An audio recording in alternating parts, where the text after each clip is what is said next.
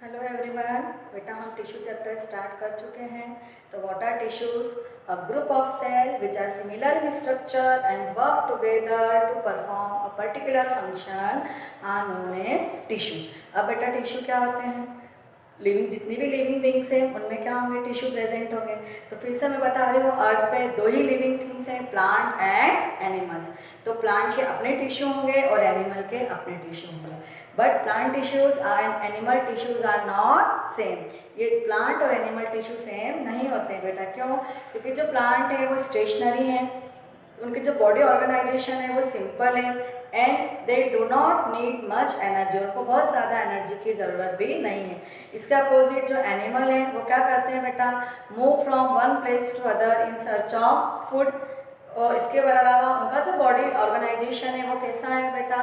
Complex है and they need much energy for biological activities. उनको बहुत ज़्यादा एनर्जी की ज़रूरत होती है। अब हम बेटा प्लांट टिश्यू स्टार्ट कर चुके हैं। प्लांट टिश्यू को दो कैटेगरी में डिवाइड करा गया है, meristematic plant tissue and permanent plant tissue. Meristematic plant tissue को हम डिविजिबल टिश्यू भी बोल सकते हैं बेटा। और फिर मेरिस्मेटिक टिश्यू के हम टाइप्स पढ़ चुके हैं, apical meristem, intercalary meristem and lateral meristematic tissue. और एक क्या होता है बेटा, प्लांट्स में कुछ पार्ट्स में थ्रू आउट द लाइफ क्या होती है बेटा? ग्रोथ होती है। ग्रोथ कब होगी? जब वहाँ पे क्या होता है बेटा? सेल डिवीजन होता है। तो अभी जो मेरिस्मेटिक टिश्यू है ये डिविजिबल टिश्यू है। ये क्यों इनको डिविजिबल टिश्यू कहा जाता है? इसको हम एक एक्टिविटी के थ्रू बेटा समझते हैं। तो हमारी एक्टिविटी है कि apical meristem causes growth in length. हमने पढ़ा था बेटा एपाइकल मेरिस्मेटिक टिश्यू के कारण क्या होता है? प्लांट की लेंथ वाइज ग्रोथ होती है। तो हमारी एक्टिविटी ये शो करने के लिए हम बेटा परफॉर्म कर रहे हैं apical meristem causes growth in length. इस एक्टिविटी के लिए हमको क्या करना है? दो ग्लास जार लेना है बेटा, फिल विथ वाटर, उनको पानी से भरना है। फिर दो हमको ऑनियन बल्ब लेना है बेटा, दो प्याज लेना है और उनको जार ए और जार बी में इस तरह से प्लेस करना है कि जो उनकी रूट और स्टेम है वो वाटर के कांटेक्ट में हो। अब हमको क्या करना है बेटा? इनको 4 डेज तक ऑब्जर्व करना है कि इनकी जो रूट है उसकी लेंथ कितनी इंक्रीज हुई है। उसके लिए हमको इस तरह की एक टेबल बना लेना है। टेबल में हमको length of root jar A jar B day one में हमको रूट की लेंथ को मेजर करना है कितनी इंक्रीज हुई, डे 2, डे 3 और डे 4। अब जब डे 4 आएगा बेटा तो तब आपको क्या करना है कि जो जार बी है उसकी जो रूट है उसको अप टू 1 सेंटीमीटर कट कर देना है आपको। कट करने के बाद अगेन आपको कुछ फ्यू डेज के लिए इन दोनों जार को ऑब्जर्व करना है। तो आपका क्या रिजल्ट निकलता है बेटा? क्या कंक्लूजन निकलता है? तो जब हमने एक्टिविटी परफॉर्म करी बेटा तो हमारा ये रिजल्ट निकला कि जो जार ए था उसकी तो जो रूट की लेंथ थी वो लगातार कंटिन्यूसली इंक्रीज हो रही थी, लेकिन जो जार बी है उसकी जो रूट की लेंथ है डे 4 जब हमने उसकी रूट को 1 सेंटीमीटर तक काट दिया था उसके बाद जो है इसकी जो रूट की लेंथ है ये इंक्रीज होना बंद हो गई। अब ऐसा क्यों हुआ बेटा? क्योंकि रूट के एपेक्स पे कौन से टिश्यू प्रेजेंट है? Apical meristematic tissue.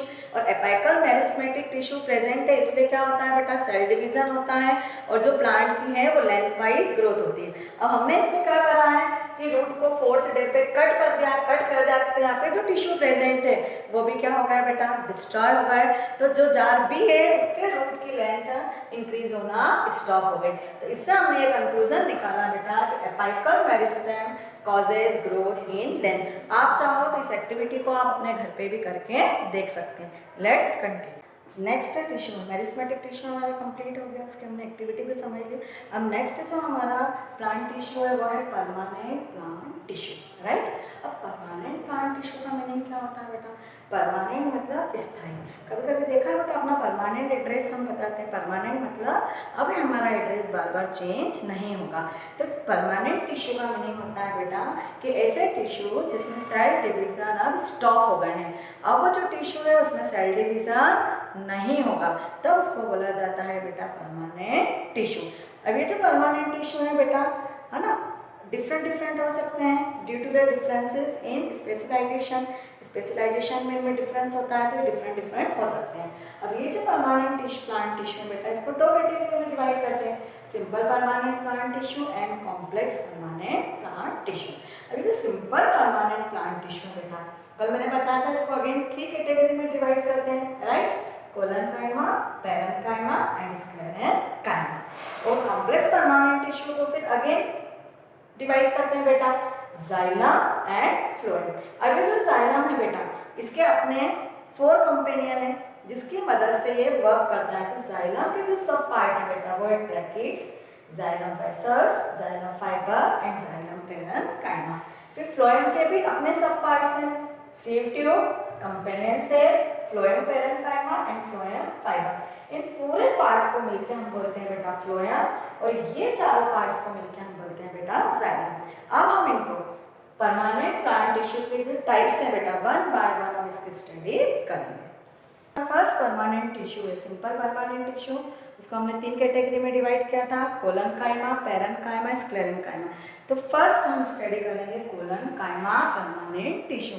अभी जो कोलन शब्द है बेटा, ये ग्रीक वर्ड कोला से आया है और इसका मीनिंग होता है ग्लू। अब ये जो सेल रहती है बेटा, इस तरह से अरेंज होकर टिश्यू बनाती हैं, और ये जो रहती है बेटा, आपको दिख रहा है डायग्राम में, इसकी सेल्स के बीच में बहुत ही लिटिल स्पेस होता है, और बायो की लैंग्वेज में उस स्पेस को बोलते हैं बेटा इंट्रासेलुलर स्पेस। जब ये सेल अरेंज होकर टिश्यू बनाती है तो इनके बीच की जो स्पेस होती है उसको बोला जाता है इंट्रासेलुलर स्पेस।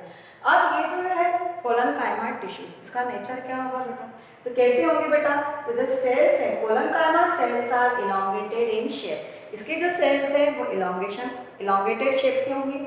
फिर जो there are very little intracellular space, जैसा कि बेटा आपको डायग्राम में दिख रहा है, इसके सेल्स के बीच में बहुत ही कम स्पेस होती है। फिर थर्ड है they often contain few chloroplast, अक्सर इनमें क्या होता है बेटा, कुछ क्लोरोप्लास्ट। क्लोरोप्लास्ट क्या है बेटा? A type of plastic contain green pigment chlorophyll. Chloroplast के कारण ये क्या होता है बेटा, प्लांट्स का ग्रीन कलर होता है। उसके बाद है अकरेंस। अब ये जो कोलनकाइमा टिश्यू है बेटा, ये कहाँ मिलेंगे हमको? तो the collenchyma cells located below the epidermis of dicot stem and petiole. अब एपिडर्मिस का मीनिंग जो है बेटा, बायो की लैंग्वेज में होता है आउटर सरफेस। किसी भी प्लांट और एनिमल के आउटर सरफेस को बोला जाता है बेटा एपिडर्मिस। तो ये कहाँ मिलते हैं? Dicot stem. अभी डाइकॉट और मोनोकॉट क्या होता है बेटा, नेक्स्ट चैप्टर में पढ़ेंगे। डाइकॉट का मीनिंग होता है डाइकोटिलेडॉन, जिसमें कि होता है अगर हमने किसी भी स्टेम को बेटा अगर कट करा तो उसके अगर 2 बराबर टुकड़े होते हैं तो उसको हम बोलते हैं डाइकॉट सीड।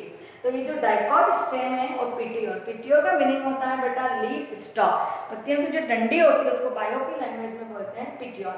वहाँ मिलते हैं हमको कोलनकाइमा टिश्यूज। अब इसका फंक्शंस क्या है बेटा? तो क्या क्या काम करते हैं? प्रोवाइड मैकेनिकल सपोर्ट प्रोवाइड करते हैं, प्रोवाइड इलास्टिसिटी मतलब क्या होता है बेटा, जो प्लांट है वो आसानी से क्या हो जाते हैं, बैंड हो जाते हैं, उसको बोलते हैं इलास्टिसिटी। फिर allows easy bending in various parts without breaking. आपने देखा होगा बेटा कि प्लांट जब बहुत तेज हवा चलती है तो हिलते डुलते हैं, यहाँ तक कि जमीन को भी टच कर जाते हैं, लेकिन टूटते नहीं हैं। क्यों? क्योंकि वहाँ प्रेजेंट होता है बेटा कोलनकाइमा टिश्यू।